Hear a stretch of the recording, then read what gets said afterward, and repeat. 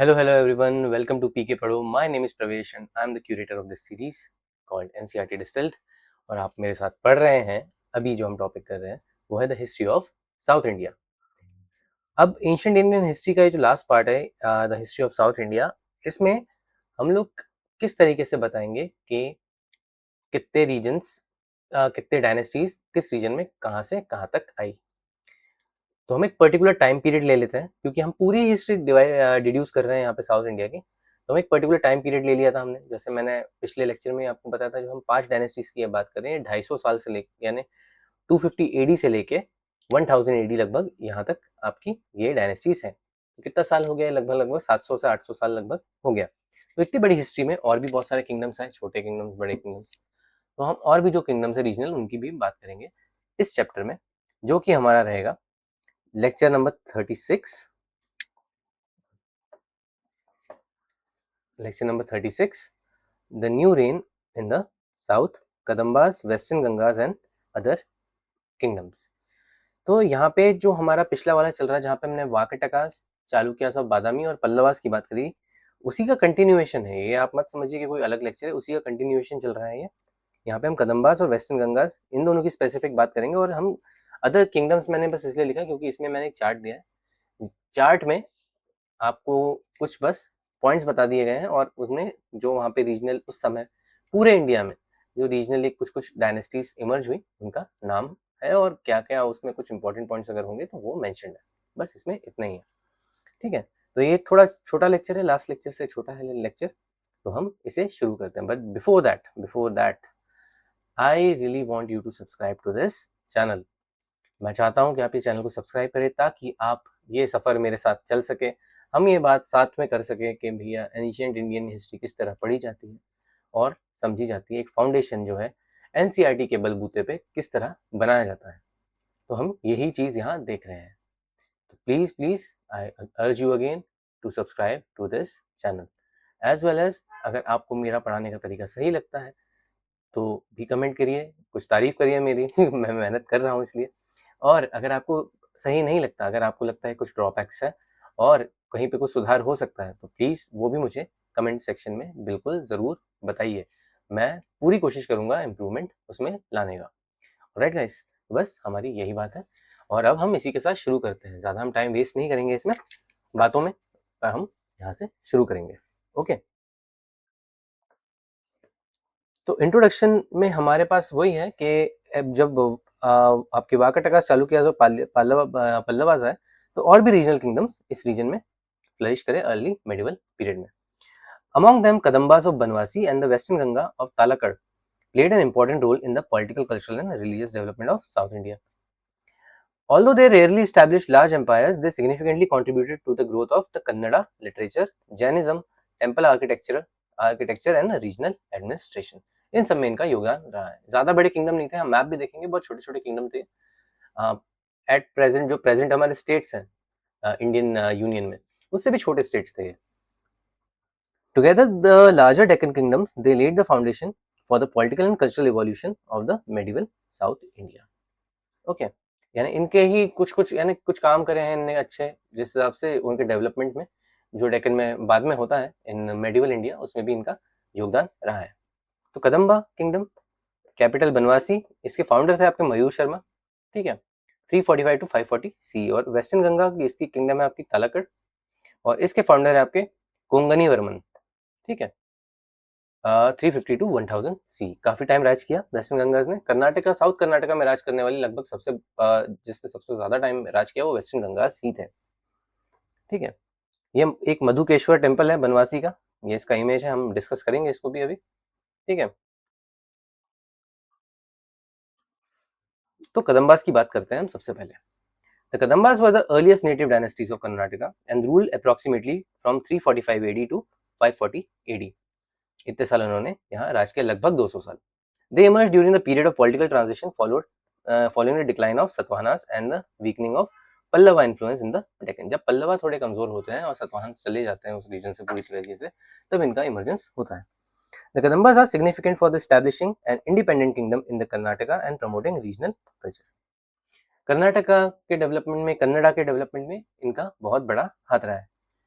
Territorial extent कितना था और कैपिटल क्या थी इनकी? तो कैपिटल थी इनकी बनवासी. बनवासी was the capital of Kadamba Kingdom, located in the present day Karnataka, one of the oldest historical cities in South India. Okay, and their territory, जो कदम्बास थे उनकी टेरिटरी कैसी थी? तो नॉर्दर्न कर्नाटका का हिस्सा था mostly. Form the core of the region of the kingdom at different times. यानी नॉर्दर्न कर्नाटका आप मान रहे हैं तो ये भी मान लीजिए कि महाराष्ट्र का भी कुछ हिस्सा होगा इसमें जरूर. Eight different times their influence extended into adjoining parts of the western Deccan. मैंने कहा ना कोंकण वाला हिस्सा होगा या आपका जो सदर्न महाराष्ट्र है वो वाला हिस्सा इसमें जरूर होगा. फाउंडर तो मयूर शर्मा थे इसके फाउंडर. आप मयूर शर्मा बोल सकते हैं, मयूर शर्मन बोल सकते हैं, ठीक है. 345 to 365 AD तक इनने राज किया. He was the founder of the Kadamba dynasty, established the kingdom around 345 AD. Originally a Brahmin, he is regarded as a founder of the first indigenous ruling dynasty of Karnataka. Very important to understand के देखिए आप देख ही रहे हैं mostly जो राजा हैं इस समय पे डेक्कन में स्पेसिफिकली वो जो है आपके ब्राह्मण वर्ग से ही निकल रहे हैं. इससे क्या हमें मालूम पड़ता है कि जो रिसोर्सेज का पुल है वो मोस्टली एक क्लास की तरफ बहुत ज्यादा था जो बाद में अपनी ताकत इम्पोज कर सकती थी. वो प्रीस्टली क्लास ही वो क्लास थी, ब्राह्मण के पास इसलिए इतने सारे एसेट्स हो गए थे. अब वो अपने आप को इम्पोज करना शुरू कर चुके थे. हर जगह पे हमने देखा कि मोस्टली जो राजा रहे हैं वो ब्राह्मण ही रहे हैं, उन्हीं ने रूल किया है. और बाद में हिरण्यगर्भ आप करवा के आप अपने रूल को लेजिटिमाइज करते हैं कि वो क्षत्रिय वर्ण में आके कि हम ही राज करेंगे. According to the tradition he was humiliated by Pallava officials, ठीक है, during a visit at Kanchipuram and promoting him to take up arms against the Pallavas. हमने ऊपर जब हम बात कर रहे थे पल्लवास की तो हमने देखा था स्कॉलरशिप्स में कि Mayura Varman was a learned person. उन्होंने पढ़ाई करी थी और उनको स्कॉलरशिप मिली थी पढ़ने की, यानी इजाजत मिली थी पल्लवास जो रूलर थे उनकी तरफ से. बाद में जाके वो जो है अपने एक अलग किंगडम बनाते हैं इस कारण से कि उनको कुछ पल्लवा ऑफिशियल्स ने उनकी बेइज्जती करी थी, उनका ह्यूमिलिएशन किया था. Defeated the Pallavas, asserted his independence and established the Kadamba kingdom with Banwasi as its capital. Okay. Achievement क्या रहे हैं इनके? To perform Vedic sacrifices to legitimize his rule. ब्राह्मण हैं आप, आपको क्षत्रिय वर्ण में आके अभी एक लेजिटिमेसी चाहिए बाकी ब्राह्मणों से, बाकी अपर सेक्शन ऑफ द सोसाइटी से, तो आपको रिचुअल्स वगैरह या वेदिक सेक्रीफाइस ये सब करवाने पड़ते थे, आपको यज्ञ करवाने पड़ते थे, ये सब आपको करना पड़ता था इस समय. Marked the transformation of Brahman lineage into a ruling Kshatriya dynasty, reflecting the fluidity of social mobility in early medieval India. ये हमें थोड़ी सी फ्लूइडिटी दिखाती है, लेकिन ये तभी हो सकता था पॉसिबल जब हाँ प्रीस्टली क्लास भी एक्सेप्ट कर रही हो कि हाँ आप कर सकते हैं, ठीक है कर लीजिए. यानी आपका पास कोई ना कोई तरीके का इन्फ्लुएंस होना चाहिए उस समय ये प्रूव करने का. आर्म्स होने चाहिए, या तो ताकत होनी चाहिए आपके हाथ में, या तो फिर आपके पास पैसा होना चाहिए इतना कि आप अपना रूल असर्ट कर सकें उस रीजन में. तो यहाँ पे भी हम जो देखते हैं जो यज्ञ करवाया होगा उन्होंने वो होगा हिरण्य गर्भ, ठीक है. फिर उसके बाद बाकी और रिचुअल्स अश्वमेध वगैरह कराए जाते हैं पहले. लेकिन अगर आपको एक वर्ण से दूसरे वर्ण में आना है, क्षत्रिय वर्ण में स्पेसिफिकली आपको राज करना है, राजपाट संभालना है, तो आपको हिरण्य गर्भ करवाना पड़ेगा. फिर आपके जो है मयूर वर्मन के बाद जो राजा आते हैं वो है ककुस्थ Varman. ककुस्थ Varman, most powerful ruler of the Kadamba dynasty, and the Kadamba power reached its peak during his reign. Maintained diplomatic and matrimonial alliances with powerful dynasties including the Guptas and the Vakatakas. इनके साथ इनने जो है पारिवारिक संबंध वगैरह बनाए and enhanced the prestige of Kadamba kingdom in the South India. ठीक है, तो हमें ये दो राजाओं के बारे में ही पता होना चाहिए, मयूर वर्मन जो फाउंडर थे और ककुस्थ वर्मन जो सबसे महान राजा थे. बस इसमें इतना ही है. एडमिनिस्ट्रेशन तो मोनार्किकल फॉर्म ऑफ गवर्नमेंट उस समय यही चलता था, राजा का बेटा राजा. Kingdom administered through provincial and local units, also similar with other units के भी अदर जो किंगडम्स थे वो भी यही करते थे. उन्होंने अपने अपने राज्य जो है वो छोटे छोटे प्रोविंसेस में बांट दिए थे और एक लोकल लीडर वहाँ पे रूल करता था जो कि टैक्स वगैरह इनको ट्रिब्यूट दिया करता था आपके सेंट्रल में. Local chiefs and official assisted the governance, played an important role in the early development of regional administration in Karnataka, ठीक है. And the Kadambas were among the earliest South Indian dynasties to use Kannada in administration alongside Sanskrit. Very important point. Kannada भाषा जो है अब develop होना शुरू हो रही थी और इसका इस्तेमाल किया जाने लगा एडमिनिस्ट्रेशन को रन करने के लिए। कुछ ऑफिशियल डॉक्यूमेंट्स होंगे, कहीं कुछ लिखा होगा, इंस्क्रिप्शन होंगे, किताबें लिखी गई होंगी, लिटरेचर यूज हुआ होगा। तो अब कदम्बा यूज हो रहा था संस्कृत के साथ भी। संस्कृत की यूज हो रही है क्योंकि देवर फ्रॉम द ब्राह्मण वर्ल्ड, वो लोग जो है संस्कृत में ही अपना सब कुछ करते थे। कन्वर्जेशन, बातें करना, लिखना पढ़ना सब संस्कृत में होता था। लेकिन कन्नड़ा भी इन लोगों ने रूल आउट करेगा, कन्नड़ा भी इसमें यूज होगा। रिलीजन, तो Kadamba rulers were followers of Brahmanical Hinduism and patronized Vedic ritual and Brahminical institutions. मंदिरों को ट्रस्ट, मंदिरों को पैसा देना, पेट्रोनेज, मंदिरों को मंदिर बनवाना, ये सब काम इन्होंने किया। हमने यहाँ पे एक ऊपर मंदिर देखा था अभी, ठीक है, ये मधुकेश्वरा टेम्पल। इस समय ये आप देख रहे हैं मंदिर बनवाने का इन्होंने ऑब्वियसली पेट्रोनेज किया होगा। Supported temples and religious establishment through grants. All the followers of Brahminical Hinduism, the Kadambas also extended patronage to Jainism. मैंने आपको पहले ही कहा था कि कर्नाटका की जो सेंट्रल जो स्टेट यूनिवर्सिटी है उसका नाम है जैन यूनिवर्सिटी। जैनिज्म का बहुत ही ज़्यादा योगदान रहा है कर्नाटक के डेवलपमेंट में। हमने श्रावण बेलागोला जो है वो देखा था, बाहुबली की जहाँ मूर्ति है वो हो गया। उसके बाद फिर चंद्रगुप्त मौर्य भी वहीं चले गए थे, ये भी हमने देखा। तो उस जगह की इंपॉर्टेंस बहुत है इन टर्म्स ऑफ, अगर हम जैनिज्म की बात करते हैं तो इन्होंने भी जैनिज्म को पेट्रोनाइज किया। लैंग्वेज और लिटरेचर जो हमें देखने को मिलती है इनके समय में, तो among the earliest dynasties to patronize Kannada along with Sanskrit, हम देख चुके हैं ये। Contributed to the growth of regional culture in Karnataka, जो कर्नाटका का कोर कल्चर है उसका डेवलपमेंट हमें देखने को मिलता है इनके समय में। And the inscription represent some of the earliest evidence of Kannada in administration में भी कन्नड़ा का यूज होने लगा। आर्ट एंड आर्किटेक्चर जो है हमें वो क्या मिलता है, तो एक पर्टिकुलर स्टाइल मिलती है हमें मंदिर बनाने की यहाँ पे, Kadamba style. Developed the early regional architectural traditions in Karnataka and their temples are generally simple compared to later Chalukyas and Hoysala monuments। Hoysala के तो बहुत अच्छे और बहुत बड़े बड़े elaborate monuments हुआ करते थे। इनके जो टेम्पल्स है काफ़ी सीधे साधे और नॉर्मल से हैं, ये आप देख सकते हैं।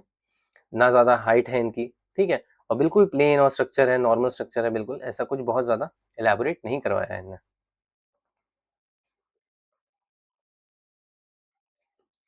कदम्बा शिखर, तो जो शिखर होता है आपका मंदिर का, ये एक स्पेसिफिसिटी है इसकी, ये आपका शिखर है, ठीक है। ये यहाँ पे शिखर है, ये मंडप है आपका, यहाँ पे शिखर हो जाता है आपका, गर्भगृह है यहाँ पे। तो ये किस तरीके से है डेवलपमेंट इसका, ये देखते हैं हम। Distinctive stepped pyramidal tower became a characteristic feature of Kadamba architecture, influenced later temple architecture in Karnataka। हम फिर से चलेंगे इसकी तरफ। अब ये देखेंगे आप, ये देखिए, ये पिलर, ये आपको दिख रहा है स्टेप्स में, ये एक स्पेसिफिक आर्ट था, कदम्बास ने इसे इंट्रोड्यूस करवाया था।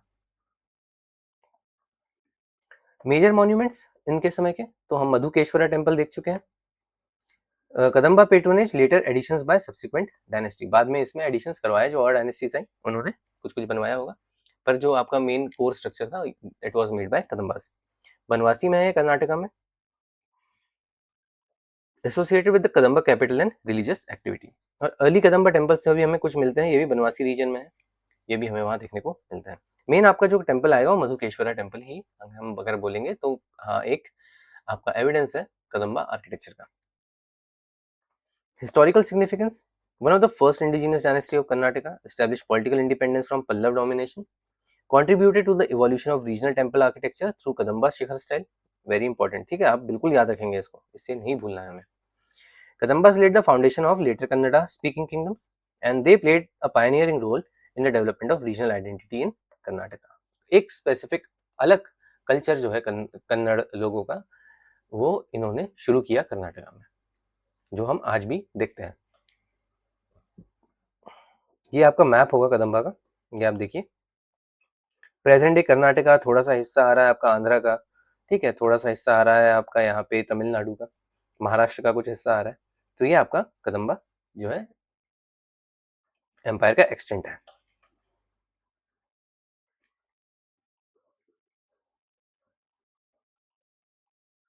ऑलराइट गाइस, इसके बाद हम देखते हैं थोड़ा बहुत, अब जो हम अगली हमारी डायनेस्टी है उसके बारे में पढ़ते हैं, जो है वेस्टर्न गंगा। वेस्टर्न गंगा जो है, जैसे कदम्बास नॉर्थन आपके कर्नाटका में western Gangas were part of they captured an area in the southern Karnataka. तो western Gangas were among the earliest native, याद रखिएगा बाहर से नहीं आए ये, जैसे पल्लवास ये आपके सॉरी कदम्बास जैसे बाहर से आए, पहले पल्लवा रीजन में थे, फिर वहां से इधर इस तरफ आए और अपना एक राज्य बनाया। They were the native dynasties of southern Karnataka and rule for the region for nearly 650 years. बहुत लंबे पीरियड इन लोगों ने राज किया। Ruled approximately from 350 AD to 1000 AD, okay, and emerged during the decline of Pallava influence in the South India.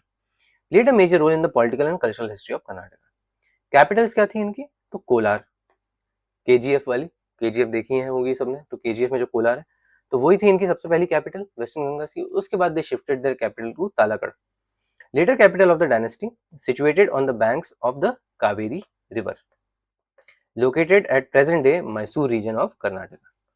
ठीक है, origin कहाँ से आते हैं ये आपके वेस्टर्न गंगास? तो फाउंडेड बाय ब्रदर्स, दो भाई थे ये, एक कोंगनी वर्मन, हम बात कर चुके हैं इनकी, और माधव, ये दो भाई हुआ करते थे, इन लोगों ने साथ में मिलकर इसे डेवलप किया। तो establish an independent kingdom in the southern Karnataka. Important rulers कौन कौन? तो कोंगनी वर्मन और माधव। तो founders of the western Ganga dynasty established an independent kingdom, ठीक है, rule from Kolar earlier and then shifted the capital to Talakad. ज्यादा इसमें जानने की जरूरत नहीं है हमें। और उसके बाद आते हैं आपके ध्रुवीनिता। Considered the greatest ruler of the Western Ganga dynasty, successfully resisted the Pallavas and strengthened the kingdom. आप देख रहे होंगे इसमें ज्यादा हमें नहीं पढ़ना पड़ रहा है राजाओं के बारे में, क्योंकि इतनी इंपॉर्टेंस नहीं है ज्यादा इनके, इसमें भले ही रूल किया है लेकिन एक नेशनल फ्रंट पे जब हम बात करते हैं किसी एग्जाम के लिए तो उसमें इतना इंपॉर्टेंस नहीं आता इसका। रीजनल एग्जाम्स में आ सकता है पर नेशनल लेवल पे तो नहीं है।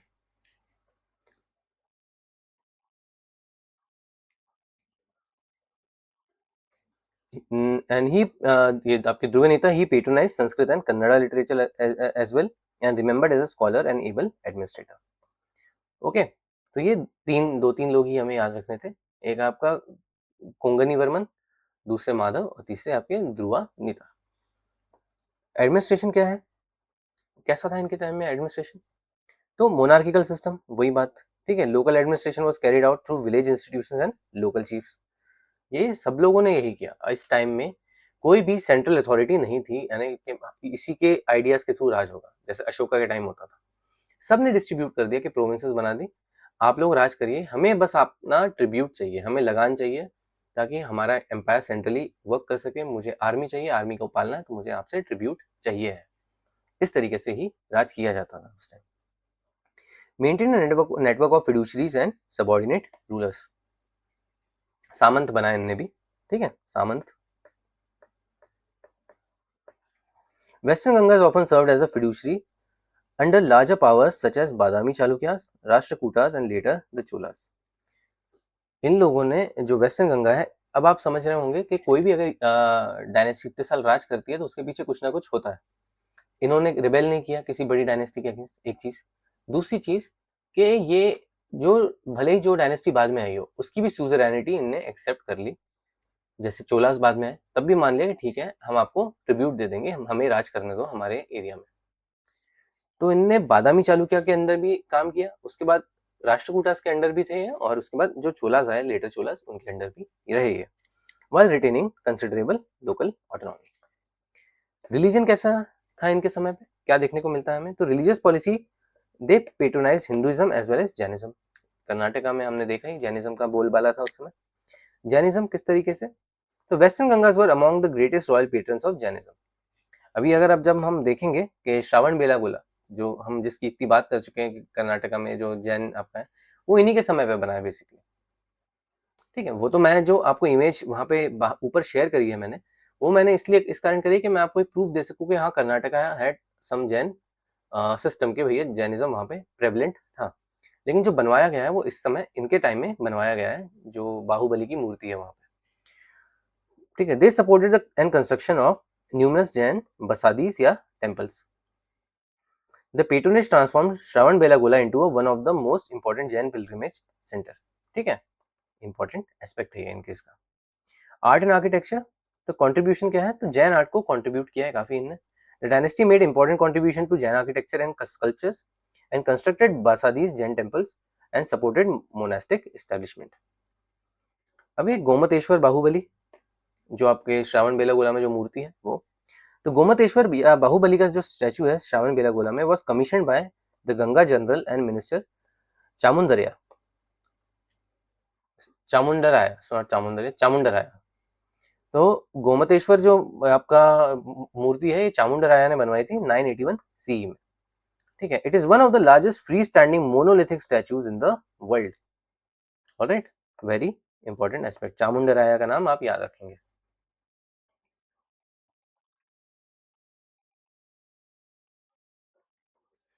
It remains one of the finest example of Jain art and architecture. ये आपके श्रावण बेलागोला में बाहुबली गोमतेश्वर जी की मूर्ति है, ये आप देख सकते हैं। ये एक पूरा पत्थर है, ये आप देखेंगे एक ही पत्थर है, ये एक पत्थर ऐसा था और उसको ऊपर इन्हें तराश के ये मूर्ति बनाई गई है, ठीक है।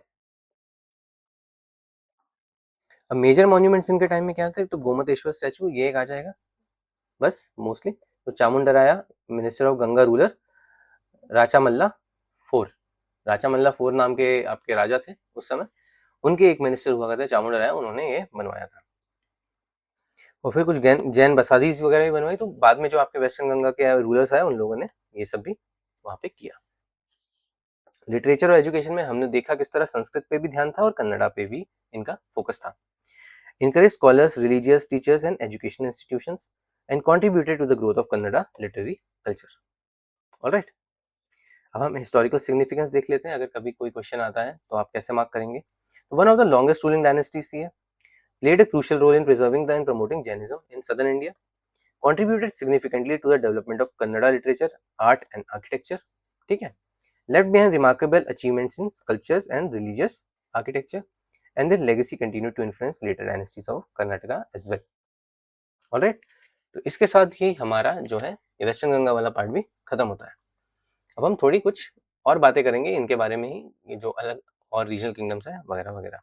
अब आप ये देखें, ये अभी हमारा इंडिया का प्रेजेंट पॉलिटिकल मैप है और यहाँ पे आपका ये है आपका जो रीजन था जिसको राज करते थे आपके वेस्टर्न गंगा।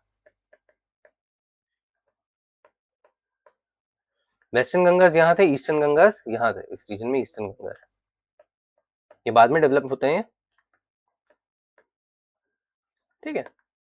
तो ऐसा वेस्टर्न गंगा इसलिए वेस्ट साइड में, इसलिए वेस्टर्न गंगा, ईस्ट साइड में थे इसलिए ईस्टर्न गंगा।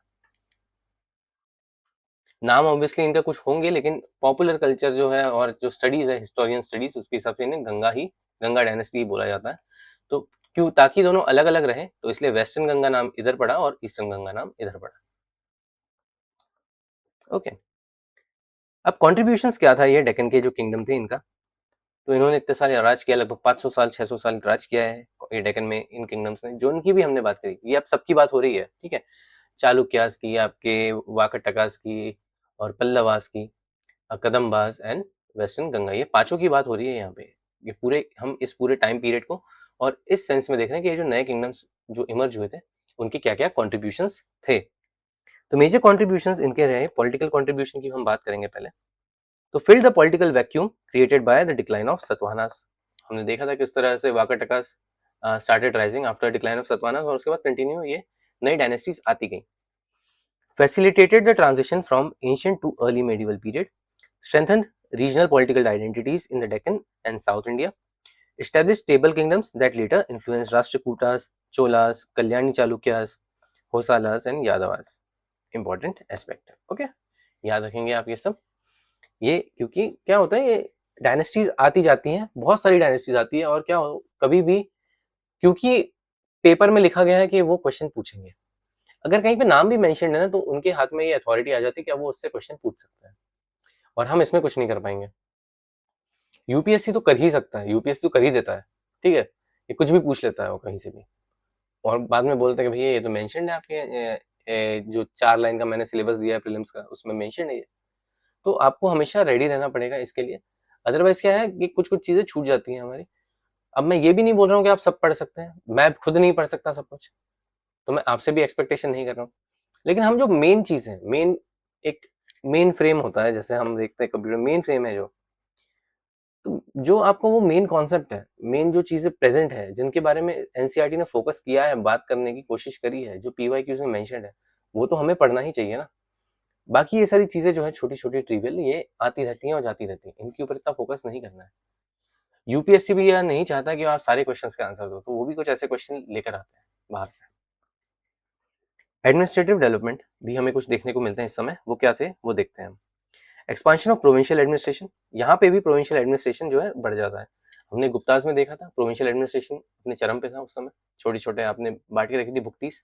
फिर हमने जो लेटर गुप्ता पीरियड में हमने देखा, लेटर गुप्ता पीरियड में या फिर पोस्ट गुप्ता पीरियड में भी हमने देखा, तो उसमें भी हमने ये नोटिस किया कि हाँ ये लोग भी उसी तरीके का जो आपका सिस्टम है वो फॉलो कर रहे हैं। और वो वही सिस्टम, सेम सिस्टम यहाँ भी चल रहा था, क्योंकि Satavahanas use to follow the same system of fiduciaries. Satavahanas भी यही कहते थे कि एक रीजन दे दिया किसी को, आप राज करिए और मुझे ट्रिब्यूट दीजिए। तो उस हिसाब से वही वाला सिस्टम जो था वो कंटिन्यू लेगेसी में आ गया था और वो चलता ही जा रहा था।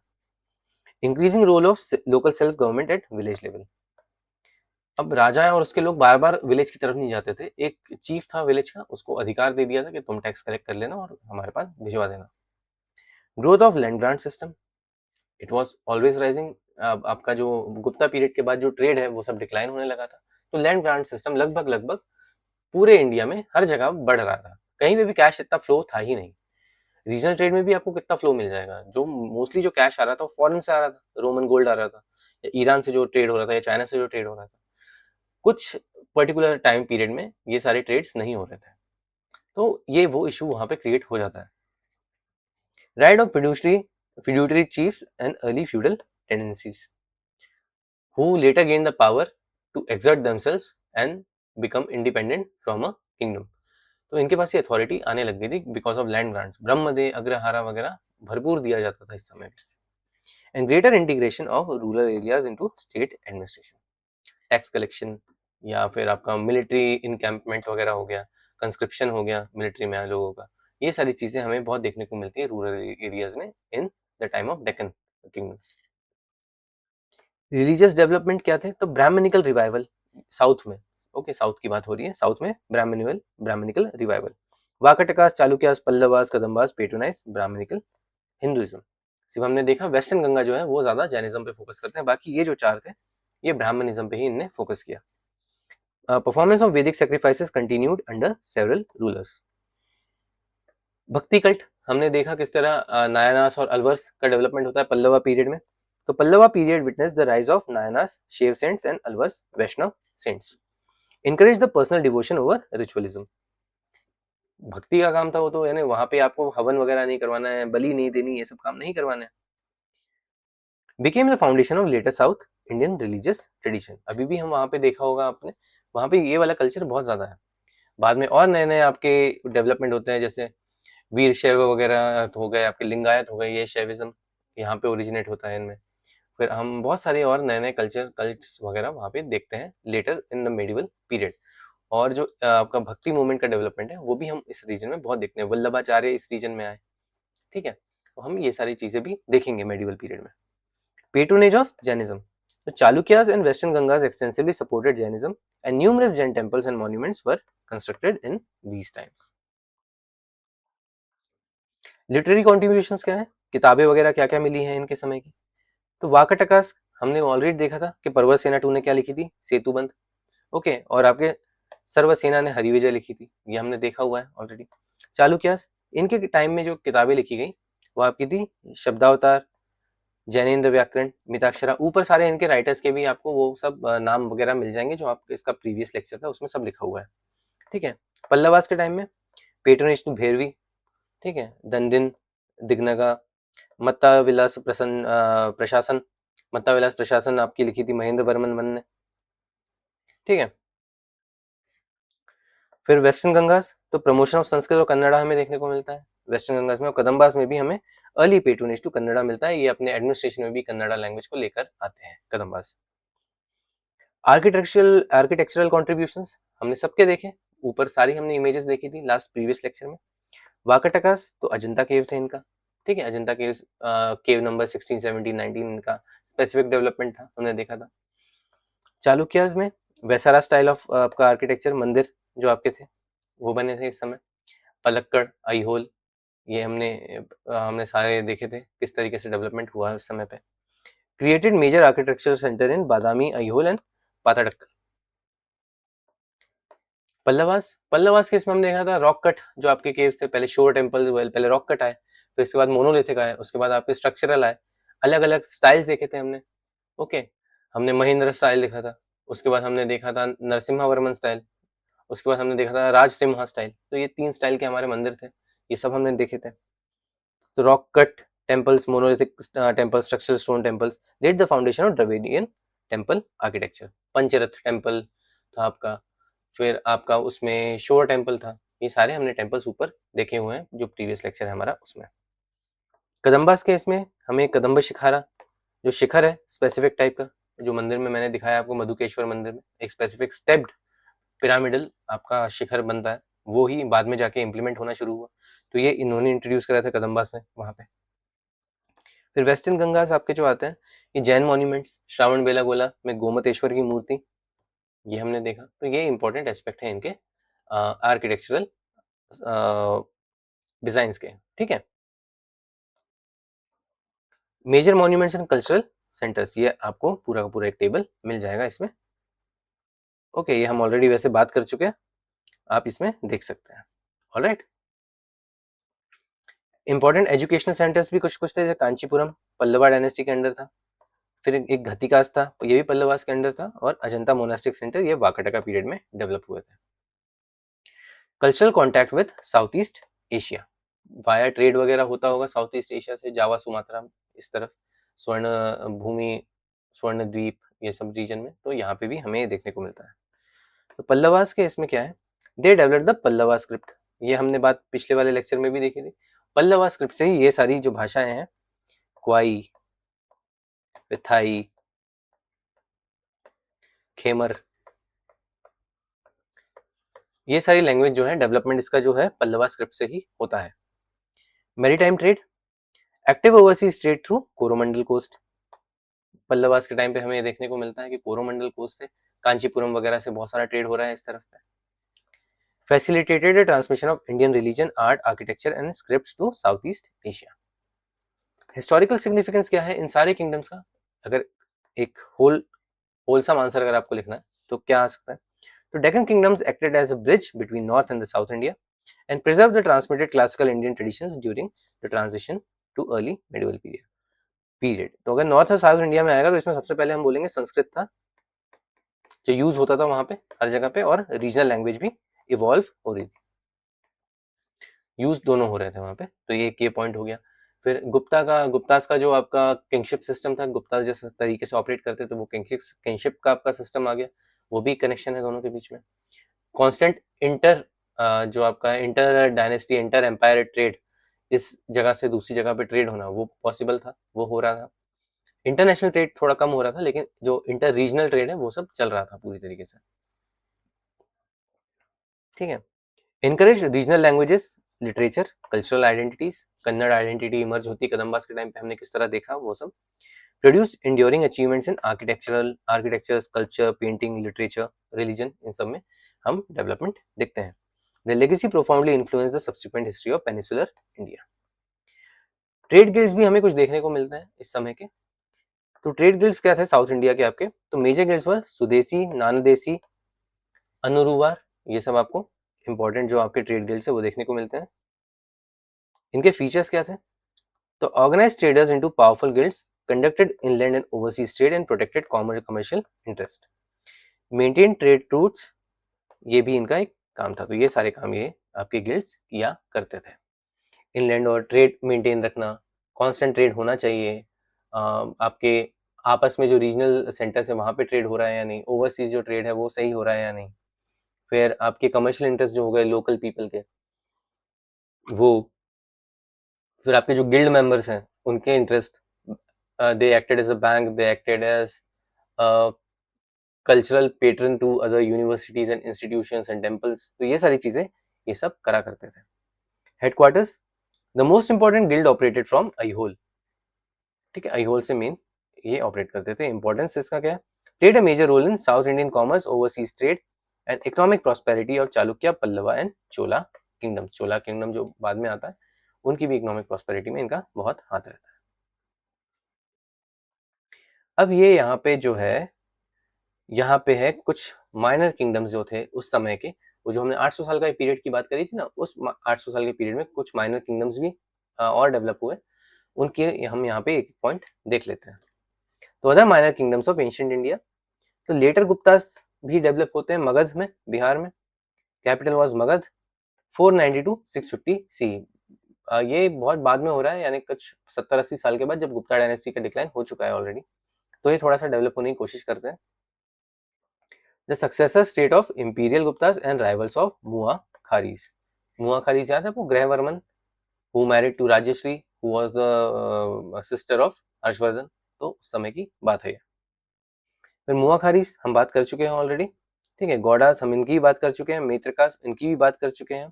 आपको पढ़ना है तो आप पढ़ सकते हैं यहाँ पे डायरेक्ट, कहाँ पे क्या था क्या नहीं था। अर्ली गुर्जर्स इनका देख लेते हैं थोड़ा। तो राजस्थान और गुजरात में डेवलपमेंट हुआ इनका। ओके, इनकी जो आपकी कैपिटल थी भिनमाल या श्रीमाला। 6 to 8 सेंचुरी सी में इनका डेवलपमेंट होता है। Predecessors of the Gurjara Pratihara help shape the western Indian politics. Okay, अभी भी हम देखते हैं जो गुर्जर है वो वहाँ पे हमें बहुत मिलते हैं, राजस्थान हरियाणा वाले साइड में, वही है ये। फिर शिरोद भवास, ये है कोंगोडा उड़ीसा में। कैपिटल वॉज बानापुर, कोंगोडा जो है present day. 6 to 8 century CE में ये भी वहां पे थे। Ruled the coastal Orissa, patrons of Shaivism, later succeeded by Bhauma Karas. फिर सरभापुरिया, सरभापुरिया थे आपके दक्षिण कोसाला जो है आपका रीजन, छत्तीसगढ़ उड़ीसा बोला जाता है जैसे, दक्षिण कोसाला रीजन, वहां पे थे। इनकी कैपिटल थी सरपपुरा, ठीक है। तो सरपपुरा जो है आपका ये 5th और 6th सेंचुरी में डेवलप हुए, 100 साल लगभग राज किया इन्होंने। और regional dynasty that preceded the Panduvanshi of दक्षिण कोशाला। पांडुवंशी दक्षिण कोशाला में थे ये भी। इनकी कैपिटल श्रीपुरा या सिरपुर। 6 to 8 सेंचुरी सीई में थे यहाँ पे। Promoted temple architecture, Sirpur emerge as a major Buddhist and cultural centre. फिर अलूपास हम ऑलरेडी पढ़ चुके हैं अलूपास के बारे में, यहाँ भी थोड़ा देख लेते हैं। तुलुनाडु कोस्टल कर्नाटका। मैंगलोर या बरकुर इनकी कैपिटल हुआ करती थी। 2nd to 15th century CE, इतने इन लोगों ने करीब करीब 1300 साल राज किया, ये मान लीजिए। Long ruling coastal dynasty, fiduciaries of Kadambas, Chalukyas, Rashtrakutas and Hoysala, सबके अंडर काम किया, सबकी सुजरैनिटी एक्सेप्ट करी। छोटा किंगडम था, सबकी सुजरैनिटी एक्सेप्ट करी, बाद में जितने भी किंगडम आते गए उन सबकी। फिर विष्णुकुंदी, विष्णुकुंदिन्स जो थे आपके आंध्र प्रदेश और तेलंगाना वाले रीजन में पाए जाते थे। इनकी जो राजधानी थी इंद्रपाल नगर थी, ठीक है। और 420 to 624 एडी में ये यहाँ पे थे। Major eastern Deccan power defeated by Pulakeshin two ने हराया इन्हें, और territory became eastern Chalukya kingdom. Banas करके एक थे, तो नॉर्दर्न तमिलनाडु में है ये। इनकी कैपिटल थी पुरुम्बनापदी, ठीक है। 4th to 9th century C, important fiduciaries of Pallavas and the later Cholas. Mauryas of Konkan, तो कोंकण कोस्ट और पुरी इनकी कैपिटल हुआ करती थी। 6th to 7th century C. अब ये आप देखेंगे जो ये मौर्य है, ये हो सकता है कि मौर्यन राज से ही अलग हुए हो, धीरे धीरे गेन की हो पावर, और उसके बाद इस समय आके इन लोगों ने कोंकण वाले रीजन पे राज किया शुरू करा। लेकिन ये कोंकण कौन सा है, ये पुरी का साइड है, ठीक है। Defeated by Kirtivarman one and later brought under Chalukya control. ये वाला पुरी जो है आपका, ये आपका उड़ीसा वाला पुरी नहीं है, ये कोंकण का साइड में आपका जो महाराष्ट्र वाला रीजन उस साइड का पुरी है, वहां के थे। और कीर्तिवर्मन वन ने इन्हें हराया था और चालुक्य कंट्रोल में ले आए थे। फिर एक है आपके नल, हमने बात करी थी नल की, तो अभी एक यहाँ पे देख भी लेते हैं। तो ये बस्तर या विदर्भ वाला रीजन है आपका। Capital was Pushkari. 4th to 6th century C में वहां पे थे, and contemporary of Vakatakas, later absorbed by the expanding Deccan powers. फिर एक आपके आखिरी वाले हैं ये संद्रकास, ये नॉर्थ कर्नाटका का रीजन था आपका, जो कि आपके कदम्बास का भी रीजन था, वही वाला रीजन है। 6th to 8th century C में थे यहाँ पे, and important fiduciaries of the बादामी चालुक्यास। उस समय पे बादामी चालुक्यास के सामंत हुआ करते थे। तो ये हमारे कुछ छोटे किंगडम्स हैं, उनके बारे में मैंने आपको बता दिया। अब यहाँ पे एक चीज आती है, ये है एक table, comparative table of the 5 kingdoms we talked about, that is the Vakatakas, Chalukyas, Pallavas, Kadambas and western Ganga. तो ये मैं आपको नहीं बताऊंगा, ये आप खुद पढ़ेंगे। ये ऊपर का पूरा जो भी सारी चीजें उसका एक स्नैपशॉट है, ठीक है। तो 2 पेज का ये आपका लगभग चार्ट है। कहीं पे भी अगर आपको जैसे अभी नहीं पढ़ना है, बाद में ही पढ़ना है, तो आप इसको प्लीज़ प्रिंट करके जहाँ से भी आप पढ़ते हैं आप वहाँ पे इसे लगा लीजिए, तो आपको इसका फ़ायदा होगा। आप सिर्फ़ एक चार्ट पढ़ के अच्छे से, अगर आपने एक बार भी पढ़ा होगा कभी, तो आप ये पूरा चार्ट पढ़ के फिर से पूरी तरीके से रिवाइज़ कर सकते हैं। ठीक है गाइज़? तो बस ये आप कर लीजिएगा, और इसी के साथ ही हमारा ये वाला जो पार्ट है, जो न्यू रेन वाला था, new reign in the south India, वो वाला पार्ट खत्म होता है। अब हमारा जो है सिर्फ एक ही लेक्चर बचा है, लास्ट लेक्चर जो होगा इस कोर्स का, और वो है द इम्पीरियल चोलास का। वो हम करेंगे नेक्स्ट, और इसी के साथ ये वाला पार्ट फिनिश हो जाएगा हमारा पूरा कोर्स। एंशिएंट इंडियन हिस्ट्री का एनसीईआरटी डिस्टिल्ड का पूरा course will be finished in just 37 lectures. कुछ चीज़ें मिस हुई होंगी तो I will get back to you, और मैं आपको एक स्नैपशॉट वगैरह दे दूंगा उन चीज़ों का, पर मोस्टली एवरीथिंग ऑलमोस्ट मेरे आइडिया के हिसाब से तो डन है। ठीक है, तो आप खुद देख रहे हैं रोज एक वीडियो आ रहा है, किस तरीके से आ रहा है आप भी जानते हैं। हम पूरी कोशिश कर रहे हैं कि आपको अच्छे से अच्छा जो है कंटेंट मिले, और इसलिए मैं चाहता हूँ that you please like comment and subscribe on this video, और सब्सक्रिप्शन तो बिल्कुल करिए ही करिए मेरे चैनल को, और शेयर करिए अपने दोस्तों के साथ जो पढ़ना चाहते हैं एंशिएंट इंडियन हिस्ट्री बिल्कुल बेस से। बिल्कुल बेस से, मैं आपको सच बता रहा हूँ। मैंने इतनी कोचिंग्स देखी हैं, मैं खुद कोचिंग्स में गया हूँ, अलग अलग कोचिंग्स में मैंने पढ़ाई करी है, मैंने खुद पढ़ाया भी है कोचिंग्स में। इतने डिटेल में आपको हिस्ट्री में, एंशिएंट इंडियन हिस्ट्री स्पेसिफिकली कोई भी नहीं पढ़ाएगा। आप कोई भी कोर्स खोल के देख लीजिए, मैं तो ये बोलता हूँ आप कोई कोर्स खोल के देख लीजिए इस पे, यूट्यूब पे। अगर कोई आपको एनसीईआरटी इस डिटेल में अगर आपको पढ़ाए तो फिर आप मुझे बताइएगा। यहाँ पे आप देख रहे हैं कोई भी ओवर यानी कोई भी रन नहीं हो रहा है, कहीं पे भी हम इतनी धूम नहीं मचा रहे हैं कि भैया मेरे को पूरे की पूरी ये चीज एक बार में खत्म करनी है। ये मैं कहीं नहीं बोल रहा हूँ कि आप 4 घंटे का एक लेक्चर लूंगा और पूरा ये निपटा दूंगा, कहीं नहीं बोला मैंने, ना मैंने कहीं कोशिश करी। मेरा हमेशा कोशिश रहता है कि भाई इतना ही लोड दो सामने वाले पे जितना वो एक्सेप्ट कर सके। आपको सिर्फ एंशिएंट इंडिया थोड़ी पढ़ना है कि आप 12 घंटे का मैराथन लगा के बैठ जाओ, और अगर छूट गया, मान लीजिए अगर आप कुछ और काम में बिजी हो गए तो आपका छूट गया, अब आप मान लीजिए 4 या 5 दिन के बाद अब जाके उस पर वापस बैठ रहे हैं, मिस हो गया आपका बहुत सारा पार्ट। अब जो पहले पढ़ा था वो भूल जाएंगे आप। इसलिए ये मैंने छोटा छोटा बनाया है कि भैया 50 मिनट या 1 घंटा 1.5 घंटा कभी भी आपको, यानी इसकी एक तो ग्रेविटी समझ में आती है इससे। जो लेक्चर 2 घंटे का है वो लेक्चर 2 घंटे का क्यों है, मतलब उसका इंपॉर्टेंस ये है कि आपको उसको 2 घंटे में देखना ही पड़ेगा। और कुछ लेक्चर है वो 40 मिनट के हैं, वो आप अपने हिसाब से कभी भी देख लीजिए। कोई जरूरी थोड़ी है कि मैं ये भी नहीं बोल रहा हूँ कि आपको सब सेक्शन वाइज सेक्शन चलना है। मैंने बनाया ही इस तरीके से कोर्स को कि आप कोई भी सेक्शन कहीं से भी देख सकते हैं, हर जगह से अपने आप में कंप्लीट है वो सेक्शन। बस कुछ जगह होती है जैसे यहाँ पे हुई हमारे, जो पिछला प्रीवियस लेक्चर था ये वाला लेक्चर है हमारा, इसमें हमें स्पेसिफिकली ये पढ़ना था कि 3 डायनेस्टी हमने पहले पढ़ी और 2 डायनेस्टी हमने अभी यहाँ पढ़ ली, तो इसलिए हमको ये ऐसा पढ़ना पड़ा।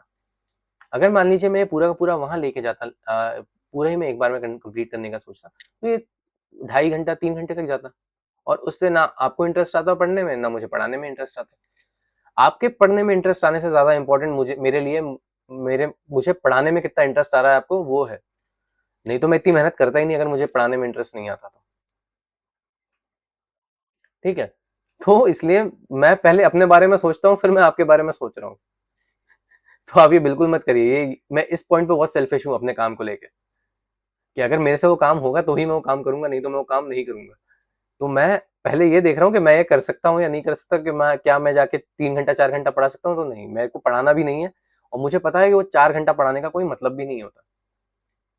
मैंने बहुत मैराथन क्लासेस ज्वाइन करी है, 5 घंटे में पूरा एक खत्म, कुछ नहीं होता। आधा घंटा पढ़ने की इच्छा होती है उसमें, और 4.5 घंटा टाइम पास होता है बस। वो टीचर भी पक जाता है जो पढ़ा रहा है, और जो बैठा है स्टूडेंट वो तो बेचारा हो ही रहा है परेशान, क्योंकि उसको घर जाके फिर से कुछ टेस्ट सीरीज देनी है, कुछ और करना है, या घर में जाके कपड़े धोने हैं, तो उसके अलग अलग अपने इश्यूज है। तो इस बात को आप समझिए, मैं भी ये बात समझता हूँ, इसलिए ये सारे लेक्चर्स छोटे हैं और आपके लिए ही बनाए गए हैं स्पेसिफिकली, ताकि आप अपना का पूरा कोर्स ढंग से कर सके, आराम से कर सके। कोई बहुत जल्दी नहीं है, लेकिन एक पर्टिकुलर सेक्शन पूरा कंप्लीट करके ही उठिएगा। 1 घंटे का है तो अब टाइम निकालिए अपने शेड्यूल में से और 1 घंटा उसको दीजिए, और वो पूरा खत्म करके ही उठे। ऐसा नहीं कि आधा घंटा कर लिया आधा घंटा कल करेंगे, तो आप कंफ्यूज हो जाएंगे, और ये मत कीजिएगा बिल्कुल। आराम से 1 घंटा निकालिए, इसलिए सारे लेक्चर्स बहुत छोटे हैं। कहीं कहीं पे ज़्यादा है तो उस दिन थोड़ा ज़्यादा टाइम निकालने की कोशिश करिए और तभी वो लेक्चर करिएगा, तभी आपको फ़ायदा होगा। सो दैट्स इट, मुझे बस इतना बोलना था। And I will urge you again to just subscribe to my channel. इसके बाद हम और भी चीज़ें ला रहे हैं। मैं कोशिश करूँगा अभी जो अगला हमारा जो भी सब्जेक्ट में लेकर आऊँ वो इस तरीके से लेकर आऊँ कि भाई आपका जो डिपेंडेंस है कोचिंग के ऊपर वो लगभग लगभग ख़त्म ही हो जाए उस चीज़ को लेकर। ठीक है, भले ही वो आपका कुछ भी बोले कोई भी कोचिंग वाला मुझे, पर वो मुझे करना है तो मैं वो करके रहूँगा। और मैं चाहता हूँ, क्योंकि बहुत सारे इश्यूज हुए थे जब मैं अपना कोचिंग कर रहा था, मेरे को पर्सनली काफ़ी तकलीफ थी कोचिंग इंस्टीट्यूशन से, तो मैं वो दूसरों के लिए नहीं चाहता कि उन वो भी लोग ये, यानी वो लोग भी ये सब चीज़ पे ध्यान उस प्रॉब्लम में फंसे, इसलिए मैं ये सारी चीज़ें कर रहा हूँ। ठीक है, और कोचिंग का मेरे को ये दुख नहीं है कि कोचिंग क्या कर रही है, उनका ऑब्वियसली यार वो लोग मेहनत कर रहे हैं, पैसा कमाना उनका काम है, मैं उस बात से मना नहीं करता। पर यार कम से कम गाइडेंस तो सही दो, कम से कम बताओ तो बच्चे को कि यार अगर तुम पहले जैसे मान लीजिए किसी ने कोचिंग के एडमिशन पेज पे जाके क्लिक किया या कोई कोचिंग में गया, तो सबसे पहले उसको ये पूछना चाहिए कि भाई तू क्या एनसीईआरटी पढ़ के आया है, क्योंकि यहाँ से सीधा एडवांस काम शुरू होगा। पर ये लोग बिल्कुल नहीं करते, ये सबसे गलत बात है, सबसे गलत चीज़ है ये कोचिंग इंस्टीट्यूट्स की, कि आपको पहले बात क्लियर करनी चाहिए कि ये सारी चीज़ें पढ़ी हुई होनी चाहिए, तब आपको हमारी क्लासेस समझ में आएंगी। और जब तक वो बच्चा क्लास में रहता है तब तक उसे समझ में आता है, जैसे ही क्लास के बाहर जाता है वो भूल जाता है सब, क्योंकि उसने कभी वो चीज़ नोटिस ही नहीं करी, कभी उसने वो चीज़ पढ़ी ही नहीं। तो ये उसका एक प्रॉब्लम बन के उभरता है, हमेशा ही उभरता है। मैंने नोटिस किया, मेरे दोस्तों ने नोटिस किया है, हम सब साथ बैठ के जब ओआरएन में थे हम लोग, हम बात करते थे तो हम यही बात करते थे कि भाई ये इशू हो रहा है, ये इशू है, और ये कोर इशू है इस सिस्टम का। कि मैं वो कोचिंग में गया, वहां पे उन्होंने बोला ऐसे ऐसे पढ़ाएंगे, और जब क्लास में जाके बैठा तो साला कुछ समझ ही नहीं आ रहा है मुझे। हमें समझ ही नहीं आ रहा तो मेरा तो पैसा भी बर्बाद हो गया, मेरा समय भी बर्बाद हो रहा है, तो क्या सेंस बना मेरा वो पढ़ने का। इससे अच्छा तो बस मुझे ये बोल देते कि सर हम बाद में आपका एक 4 महीने के बाद हम फिर से कोर्स ज्वाइन कर चालू करने वाले हैं, तब तक आप 4 महीने ये कुछ चीजें हैं ये पढ़ के रखिए। तो क्या वो बच्चा पढ़ के नहीं रखता? बिल्कुल रखेगा वो पढ़ के, अगर उसे वो कोचिंग करनी है तो। लेकिन ये लोग ये नहीं करते हैं, और ये पॉइंट ही, ये सबसे बड़ा पॉइंट है जो मुझे खलता है कोचिंग के बारे में।